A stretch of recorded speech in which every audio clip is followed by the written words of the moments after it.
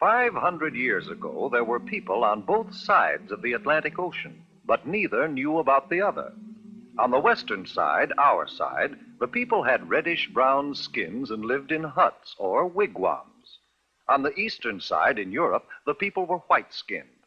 They had learned how to build houses and large sailing ships, but they still didn't know much about the rest of the world. In fact, most of them believed the earth was flat. Then one day, a map maker named Christopher Columbus had an idea. Do you know what? I think the world isn't flat at all. I think it's round like a ball. Did you hear what he said? Did you hear what he said? He said that the world is round. Oh, He's crazy, man. I think the world isn't flat at all. I think it's round like a ball. The world's as flat as the brim of your hat, and that is very plain. I know that I'm right. Oh, I know that I'm right when I say that the world is round. Oh, I'm right. I'm right. My thinking is sound, and I'll prove the world's round. It won't take very long.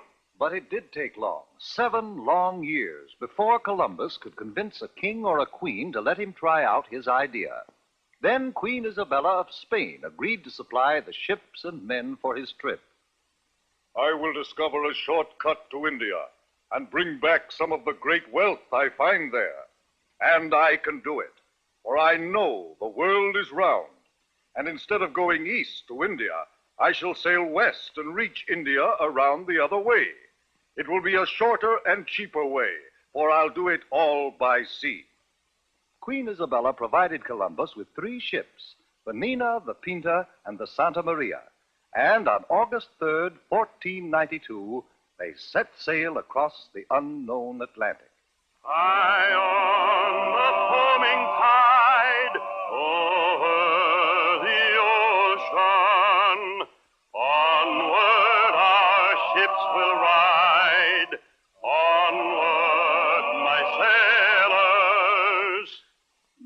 The ships sailed onward, but 2 long months after they started, there was still no sign of land ahead.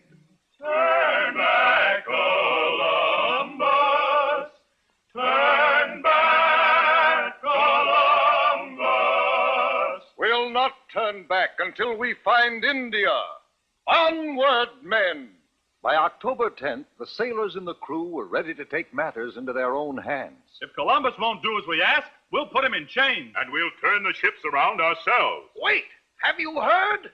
One of our men has just seen a branch in the ocean. What of it? It had fresh berries on it. That means we're near land. Hooray! 2 days later, the ships reached land, and Columbus and his crew saw the people with reddish-brown skins who lived there. Oh, I think it is rather surprising that they should have reddish-brown skins. But now since we have landed in India, then these people must be Indians. We'll call this part of India San Salvador, and I take possession of it in the name of the King and Queen of Spain. The people Columbus called Indians were very friendly, and they gave Columbus and his men many gifts, but not the rich jewels and gold for which they had come. For Columbus really wasn't in India at all. He was on one of the islands off the coast of America. But because of Columbus's mistake, the natives of America have been called Indians ever since. Columbus visited other islands near San Salvador, looking for the great wealth of India. And then he and some of his men returned to Spain. Hooray for Admiral Christopher Columbus! Columbus had no trouble getting ships and men for his second voyage, but he still hadn't the slightest idea that he was headed for the vast continent of America, and that he would have had to cross it and sail over the Pacific Ocean before he could reach India by traveling west. The men of Europe were no longer afraid of the ocean. Columbus made 2 more voyages, and other explorers followed.